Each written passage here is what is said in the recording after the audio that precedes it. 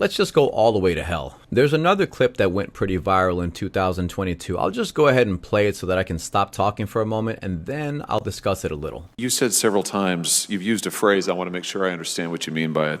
You've referred to people with a capacity for pregnancy. Would that be women? Many women, cis women, have the capacity for pregnancy. Many cis women do not have the capacity for pregnancy.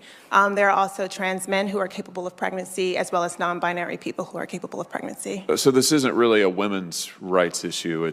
We can recognize that this impacts women while also recognizing that it impacts other groups. Those things are not mutually exclusive, Senator Hawley. Your view is that the core of this right then is about what?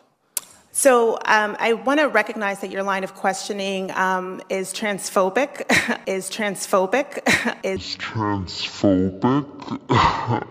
and it opens up trans people to violence by not recognizing that. Wow, you're saying that I'm opening up people to violence by asking whether or not women are the folks who can have pregnancies? So I want to note that 1 out of 5 transgender persons have attempted suicide.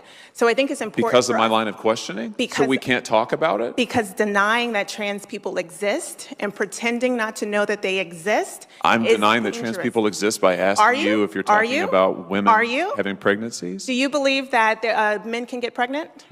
No, I don't think women can get So pregnant. you are denying that trans people exist? And that leads to violence? Is this how you run your classroom? Are students allowed to question you? Absolutely. Or are they also treated like this? Where No, they're told that they're opening up people to violence? We have a good time in my class. You should join. Oh, I bet. You might learn a lot. Wow, I would learn a lot. I've learned a lot just in this exchange. Absolutely. Extraordinary. It's so painful. This whole thing, it's so painful.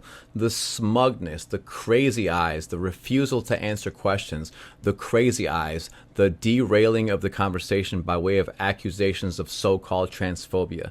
Did I mention the crazy eyes? The fake and forced laughter, the allegations of opening trans people to violence, playing the attempted suicide card. She's all over the place. The straw man supposedly denying that trans people exist, the cliche, so you're saying, or more precisely in this case, so you're denying, and the condescending, thank you. She asked if he believed men can get pregnant, to which he responded no, because obviously they can't, and she interpreted that as denying that trans people exist. Calling a lie, or saying that something false is false used to be called stating the truth, and putting words in people's mouths, misquoting them, and using straw man arguments are nothing but harmful to the resolution of any problem. Obviously, there are people who exist who believe, but probably more accurately demand you accept the lie that men can get pregnant, which they can't.